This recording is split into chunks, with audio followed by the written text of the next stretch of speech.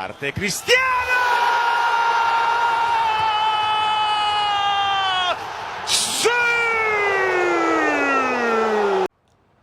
Finally 2000 coin.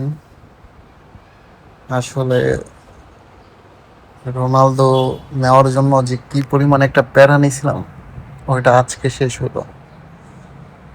আসলে খুব শখ ছিল রোনালদো একটা কার্ড নিয়ে খেলার, বাট বিগ টাইম রোনালদো যখন আসছিল তখন কয়েনও ছিল না, হাতে টাকাও ছিল না।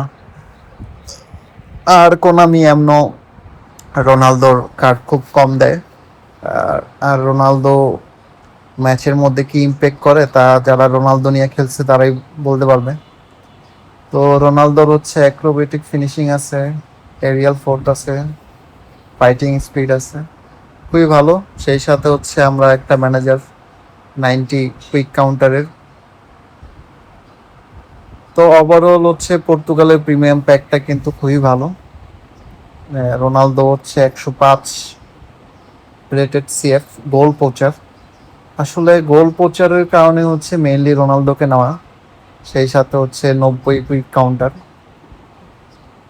তো আমি আমার টিমে হচ্ছে ফাবিও ক্যাপেলোর বদলে এখন হচ্ছে মার্টিনেজকে নিব। তো ওর হচ্ছে কুইক কাউন্টার 90। যারা আমরা ওল্ড 17-18 দিকে খেলতাম তো সবাই হচ্ছে কুইক কাউন্টারই বেশি খেলতাম।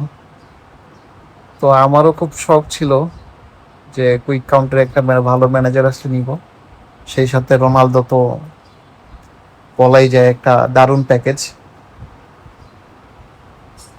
সো সব মিলিয়ে ওভারঅল এই প্যাকটা হচ্ছে খুবই দারুণ। রোনালদোর সাথে 90 কুইক কাউন্টার ম্যানেজার। তো রোনালদোকে আমি হচ্ছে আপাতত অটো ট্রেনই করাবো। অটো ট্রেন করে আপাতত দেখবো ম্যাচে কি এরকম পারফরমেন্স করে।